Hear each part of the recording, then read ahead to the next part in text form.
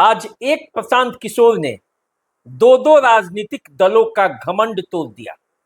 बांकीपुर का फैसला सामने आया और दो राजनीतिक दलों को उसकी हैसियत प्रशांत किशोर ने दिखा दी।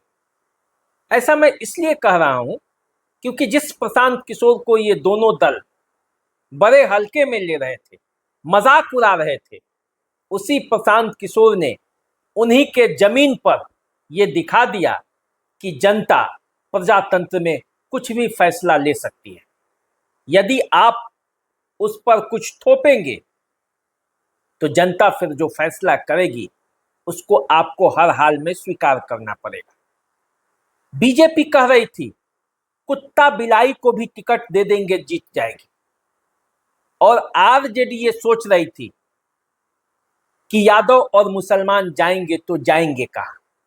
लेकिन दोनों का घमंड बांकीपुर के फैसले ने तोड़ कर रख दिया है।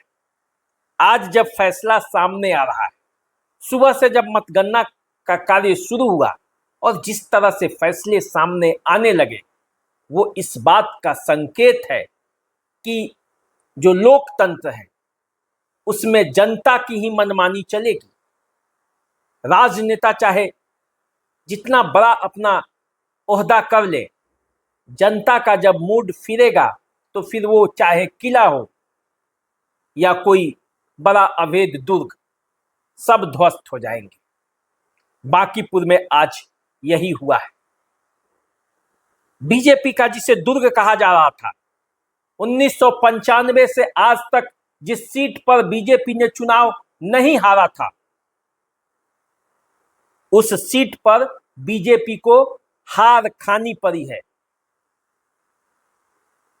यह सीट जो है भाजपा के राष्ट्रीय अध्यक्ष नितिन नवीन की सीट है, जहां से वे लगातार 5 बार चुनाव जीते हैं और इसके पहले उनके पिताजी चुनाव जीतते रहे। तो ऐसा दुर्ग जिसे कहा जा रहा था कि यह किला है, उस किले को प्रशांत किशोर ने ध्वस्त कर दिया। आरजेडी ये मानकर चल रही थी कि जीत या तो मेरी होगी या हम 2 नंबर पर तो रहेंगे। बिहार की राजनीति में या तो 1 नंबर या 2 नंबर आरजेडी के लिए ही लिखा हुआ है। आरजेडी की ये विरासत है, लेकिन आरजेडी के विरासत पर भी प्रशांत किशोर ने धप्पा लगा दिया है, धप्पा। अब इस जो बिहार की राजनीति है वो लगभग घूम जाएगी। देखिए, पहले बांकीपुर की कुछ बातें करते हैं, क्योंकि आज जब सुबह से मतगणना शुरू हुआ तो पहले राउंड से ही प्रशांत किशोर बढ़त बनाने लगे। बीजेपी के पास वो कभी मौका नहीं आया, वो कभी खुशी नहीं आई कि वो ये कह सके कि चलिए हमारा तो जीत टक्कर का था, जिसे बताया जा रहा था कि पसीने छूट जाएंगे, कांटे का टक्कर है, और जिसे बीजेपी कर रही थी कि प्रशांत किशोर तो कहीं दिखाई भी नहीं देंगे। उसी भूमि पर प्रशांत किशोर ने ये कर दिखाया है कि भले उनकी बातों को लोगों को देर से समझ में आए, लेकिन जब समझ जाएगा तो बड़े बड़े किले को ध्वस्त कर देगा। अब देखिए, बीजेपी ने पूरी शक्ति लगाई थी।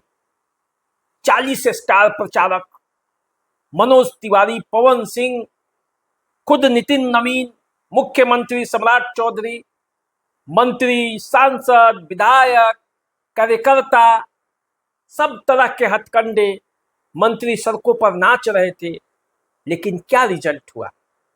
जनता ने जब मूड बनाया तो फिर बीजेपी का कहीं का नहीं रहा। सारा मैनेजमेंट फेल कर गया, जिसे कहा जाता है ना कि मेरा बूथ अध्यक्ष से लेकर और पूरा मैनेजमेंट मेरे पास है। उस मैनेजमेंट का क्या हुआ? ध्वस्त हो गया। बड़े बड़े नेताओं के जो बूथ है, जहां के वो निवासी हैं, उस बूथ पर भी बीजेपी हार गई। और ये बीजेपी के लिए एक अलार्म है, खतरे की घंटी है। जनता ने उन्हें संदेश दिया है कि यदि खुलकर हम आपके साथ रहते हैं तो खुलकर हम आपका विरोध भी कर सकते हैं। इसलिए जन आकांक्षाओं के खिलाफ मत जाइए। जब उम्मीदवार उतारने की बात होती है तो कुत्ता बिलाई कह के किसी को उतार देते। बीजेपी के पास कैंडिडेट नहीं था, कैंडिडेट था, एक ऐसा कैंडिडेट था जो वास्तव में लड़ाई दे सकता था। लेकिन बीजेपी तो सोचती है कि हम चुनाव के मशीन हैं, जहां जिस तरह से चाहेंगे जीत जाएगा। बिहार में ऐसा नहीं चलने वाला है। खास करके प्रबुद्ध लोगों के आत्मसम्मान को ठेस पहुंचा इस बयान से कि कुत्ता बिलाई को भी दे देंगे टिकट तो जीत जाएगा। तो फिर ये जो पढ़े लिखे लोग, ये जो समाज में अपना कुछ स्थान चाहते हैं, सम्मान चाहते हैं, उनके इज्जत का क्या? सार्वजनिक रूप से आप कहिएगा कि कुत्ता बिलाई को भी जिता देंगे, तो जो वोट देते हैं उस वोटर के आत्मसम्मान पर चोट है, और उसी का चोट जनता ने बीजेपी को दिया है। दूसरा, नितिन नवीन के जो कार्यक्रम में हनुमान जी को बीजेपी का झंडा पकड़ाया गया था, और हनुमान जी जो है, जो बजरंग बली, जो जिसे आप कहते हैं कि हम हिंदुओं के बड़े मसीहा हैं, देवताओं के हम ही मानने वाले हैं, तो क्या बजरंग बली बीजेपी का झंडा लेकर आगे आगे किसी के सभा में चलेंगे? ये जो काम हुआ, ये काम भी बीजेपी को बैकफुट पर ले गया है, और इसी का परिणाम है कि जिस प्रशांत किशोर को आप लोग हवा हवाई कह रहे थे, उस प्रशांत किशोर ने आकर बांकीपुर में सारे जातीय बंधन को तोड़ दिया, सारे वोटर का जो समीकरण है वो तोड़ दिया, सारे सियासत को खत्म कर दिया, और बांकीपुर में जो बसता है उसे सबको पकड़ा दिया। सावन के सोमवारी है, जिसके बारे में कहा जाता है कि सनातन संस्कृति के लिए आप लड़ते हैं, और उसी सावन के सोमवारी के दिन प्रशांत किशोर ने इस तरह का धक्का दिया, जिसे आप के सामने है। अब देखिए, बांकीपुर वो सीट है जहां 2006 से लगातार नितिन नवीन, जो कि बीजेपी के अध्यक्ष हैं, वो चुनाव जीतते रहे। 6 में उन्होंने कांग्रेस उम्मीदवार को हराकर पहली बार विधायक बने थे इसी सीट से, जो बीजेपी के राष्ट्रीय अध्यक्ष हैं। 2010 में 60,840 वोटों से आरजेडी के विनोद श्रीवास्तव को हराया था। समझ सकते हैं, 2015 में जब आरजेडी और जनता दल यूनाइटेड एक होकर भी लड़ी, तब भी नितिन नवीन नहीं हारे इस सीट पर, और कांग्रेस के कुमार आशीष को मामूली वोटों के अंतर से नहीं, 39,767 वोटों के अंतर से हराया था। 2020 में कांग्रेस के लौ सिन्हा, शत्रुघ्न सिन्हा के बेटे, उनको 39,036 वोटों से हराया था।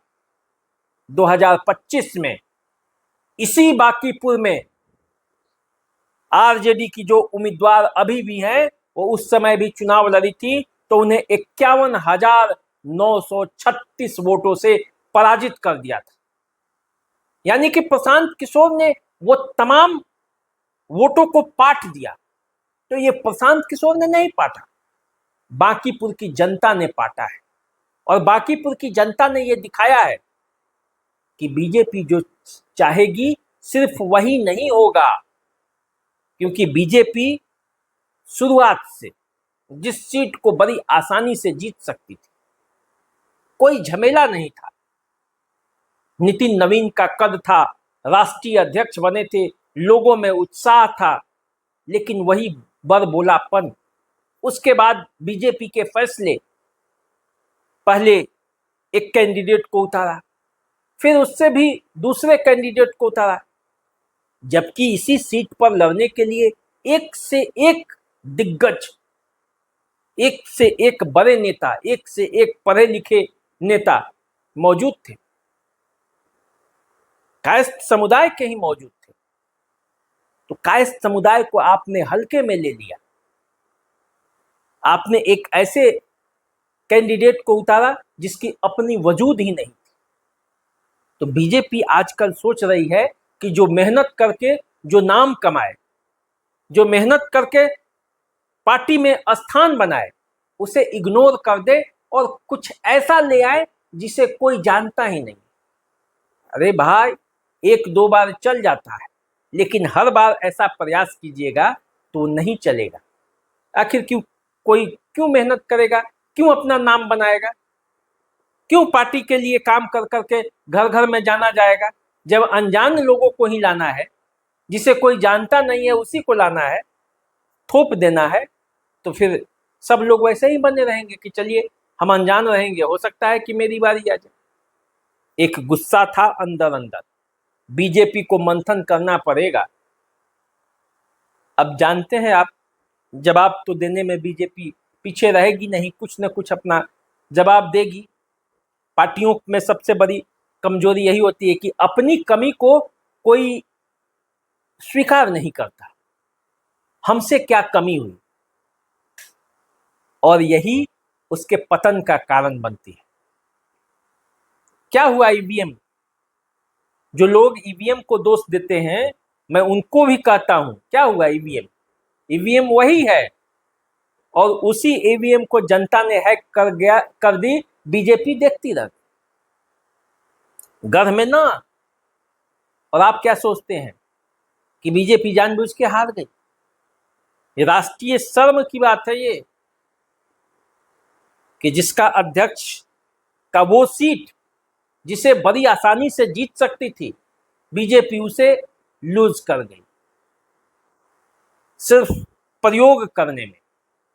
इतना ना प्रयोग हुआ बांकीपुर में, इतना ना इसे जटिल बनाया गया कि बांकीपुर के लोगों ने सोचा कि चलिए बीजेपी को इस बार सबक ही सिखाया जाए। और प्रशांत किशोर ने जिस तरह से मुद्दे उठाए कि भाई यहां पक्ष और विपक्ष दोनों एक हैं, पक्ष शासन में है और विपक्ष को मर्जी ही नहीं है कि बिहार का क्या हो रहा है। तेजस्वी यादव विदेश घूमते हैं, तेजस्वी यादव सवालों से भागते हैं, बीजेपी को घेरते नहीं, मुद्दों की बातें नहीं करते हैं, हर मुद्दे पर पिछड़ जा रहे हैं। तो ऐसे में विपक्ष के पास एक ऐसा आवाज चाहिए जो बीजेपी को घेर सके, बीजेपी को सही रास्ते पर ला सके। और बांकीपुर के प्रबुद्ध जनता ने प्रशांत किशोर को वो मौका दिया। और आप समझ जाइए, बिहार की राजनीति अब बदल जाने वाली है। आरजेडी के लिए भी सबक है, इस पर मैं एक वीडियो अलग से बनाऊंगा कि आरजेडी के लिए क्या अलार्मिंग सिचुएशन है। ये साधारण बात नहीं है, ये असाधारण बात है आज जो बांकीपुर में हो रहा है, दोनों पार्टियों के लिए, भाजपा के लिए भी और राजद के लिए भी। तो चलिए, इस वीडियो में सिर्फ इतना ही। आगे जो वीडियो आएगा उसमें मैं आपको पूरा समीकरण भी बताऊंगा, कैसे किस बूथ पर कैसे कहां से किस राउंड में कैसे जीत हार हुआ, इसका असर बिहार पर क्या होगा, आरजेडी के लिए क्या अलार्मिंग सिचुएशन है और क्यों प्रशांत किशोर जीत गए। इन सभी बातों पर हम लोग चर्चा करेंगे। अभी दीजिए इजाजत, नमस्कार।